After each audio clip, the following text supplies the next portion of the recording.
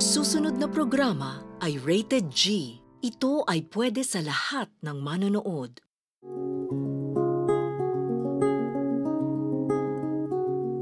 Ito ang kaibigan kong si Rafael. Ang pamilya ni Rafael ay hindi kumakain ng karne, itlog at isda at hindi umiinom ng gatas. Sila ay tinatawag na mga vegetarian. Alam natin na ang karne, itlog, isda at gatas ay mga pinagkukunan natin ng protina para tayo ay lumaki at manatiling malusog. Saan kumukuha si Rafael ng protina? Paano siya lumaki?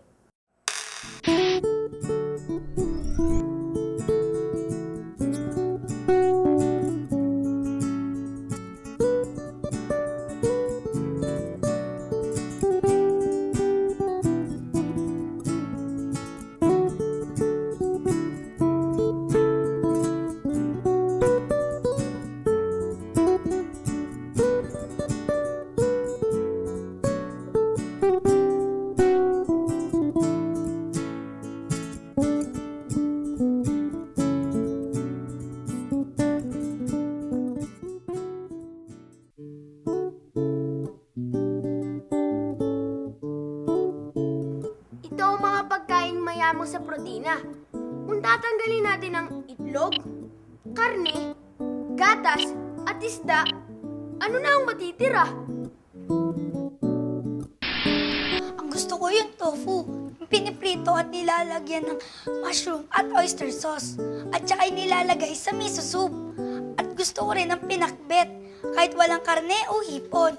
Tapos, sa protina naman po, dahil hindi kami kumakain ng karne, bukod sa tofu at tokwa, mayaman din sa protina ang mga mabutong gulay tulad ng munggo. Ganun pala ang itsura ng tanim at bunga ng munggo. Nakakatuwa. Nasan po ba ang buto? Andun sa loob. Pwede na po ba yung anihin? Pwede na.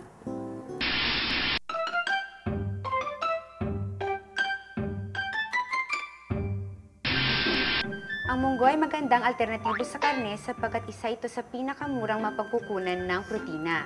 Ang 1/3 cup ng dried munggo ay katumbas na ng isang piraso ng medium size na isda o isang piraso ng itlog ng manok o isang slice ng cheese or half cup ng tofu or 1 slice ng matchbox size ng karne.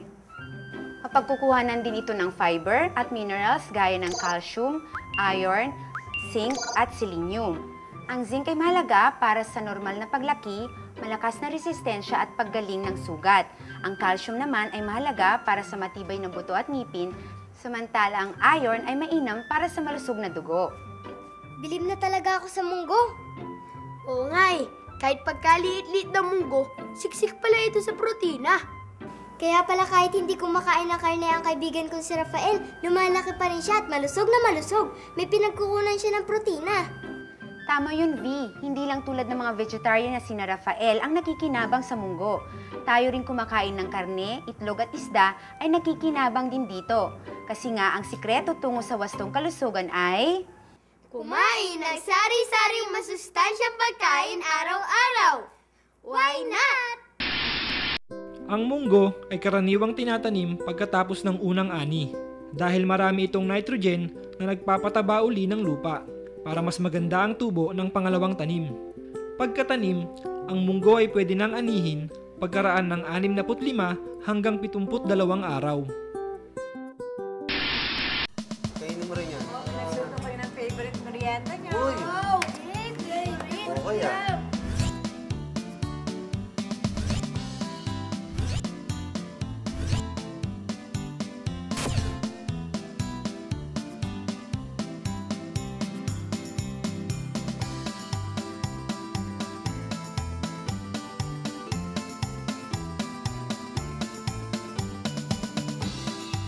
Ang pinakapopular na paraan na paghahanda ng munggo ay ang ginisang munggo na may lahok na karne, isda o hipon, at dahon ng sile o ampalaya o malunggay.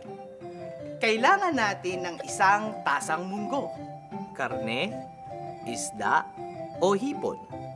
Pwedeng gamitin ang mga ulam na hindi naubos.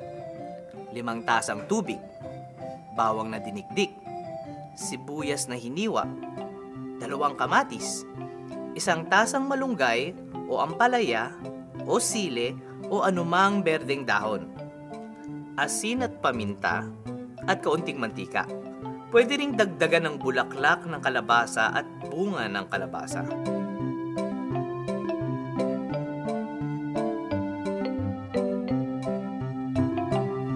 Pakuluan ito hanggang sa lumambot ang munggo. Para tipid sa gaas o kuryente sa pagluluto, ibabad muna ang munggo ng mga 30 minuto hanggang 1 oras sa maligamgam na tubig bago pakuluan para mas madaling lumambot.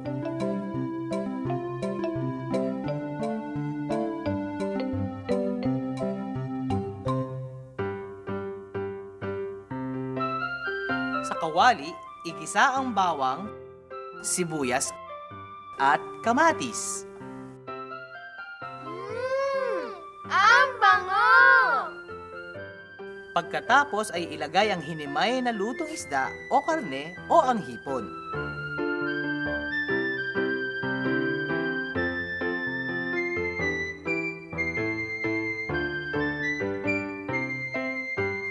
Tapos ay ilagay ang munggo at ang tubig.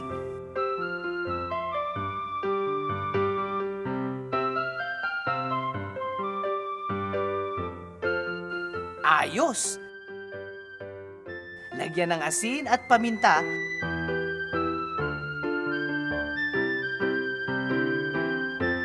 at isahog ang gulay. Ang dali lang, no? Napakasustansya na, ang sarap pa!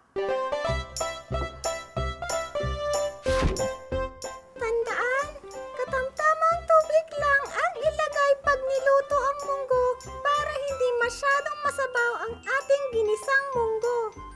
At huwag namang kulang dahil baka matigas ang munggong makagat ninyo. Delikado! Pagbibili ng munggo, tiyaking magkakasing laki ang mga butil at hindi durog, biyak o mukhang nalantan na ang mga ito.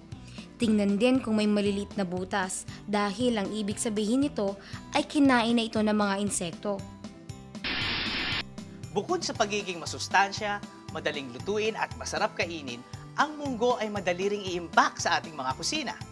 Kung ilalagay ito sa lalagyan na hindi pinapasok ng hangin o ng anumang insekto, tulad ng garapong may takip, ay maaaring tumagal ito hanggang 1 taon.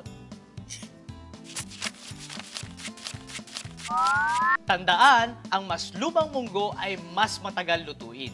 Kaya huwag ihalo sa luma ang bagong aning munggo. Kung hindi, ay magtataka kayo kung bakit may malalambot na, may matitigas pa.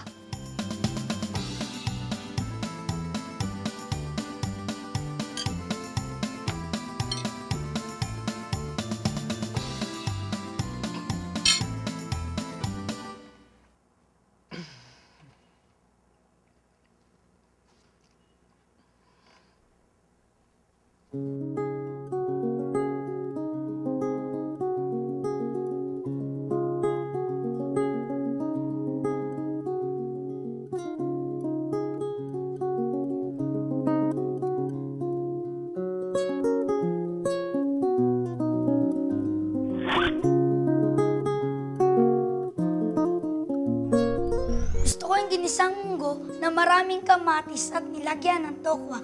Galing sa munggo at tokwa ang protina. Marami ding bitamina ang mga gulay na nandoon. Kaya tumangkad ako kahit hindi kami kumakain ng karne. Alam niyo ba na marami sa mga paborito nating merienda ay gawa sa munggo? Kumakain ba kayo ng hopyang munggo? Ang sarap, di ba? Ngayon, alam na natin na pampalaki din pala ito dahil sa protinang taglay ng munggo. Mahilig din ba kayong kumain ng piyaya? May mga piyaya na munggo ang laman. Eh alam niyo ba kung bakit mas mahal ang sotanghon kaysa sa bihon? Tama! Kasi ang sotanghon ay gawa sa munggo, samantalang ang bihon naman ay gawa sa bigas. Oh, ano naman yung ginagawa nyo? Magtatanim po kami ng munggo. Ha? Sali ako. So, paano ba ginagawa yan? Ang tinuro sa amin sa eskwelahan, ang una daw gagawin, ibababad yung munggo sa tubig.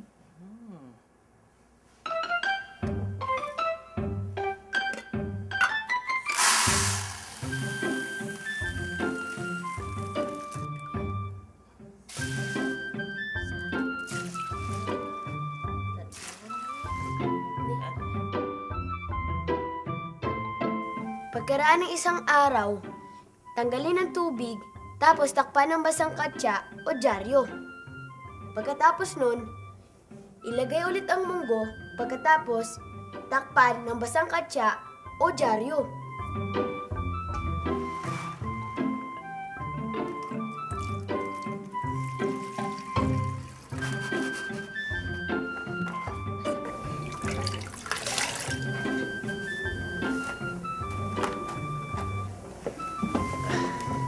Tapos ay hayaan lang itong tumubo hanggang sa kung ano gusto nating laki.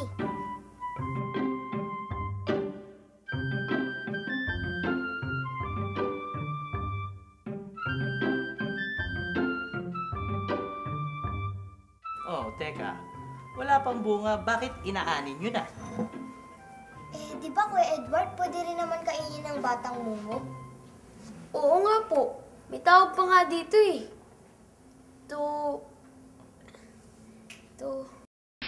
Toge.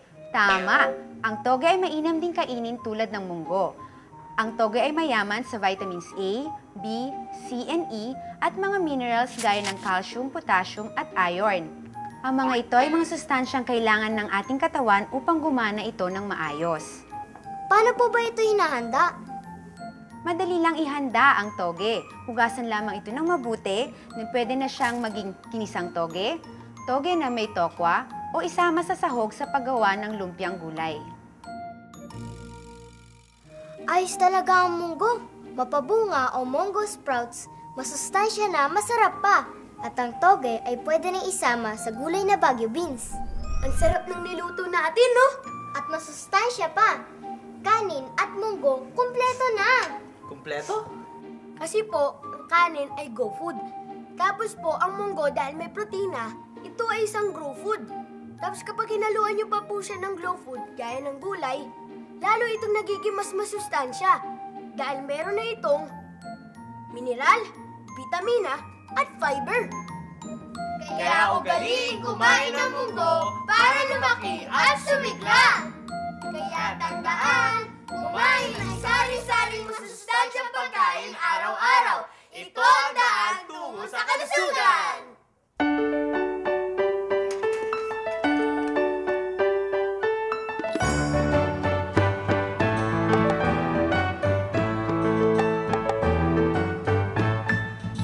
Sari-saring pagkain araw-araw, huwag labis at huwag kulang. Masustansya at kumpleto, ito ang sikreto. Ito ang sikreto. Lakas, sigla, pati liksi, at wastong paglaki. Dulot sa atin ng pagkain wasto. Healthy lifestyle at ehersisyo. Why not ang palaya? Why not munggo at kalabasa? Why not gatas at keso? Why not, why not, why not?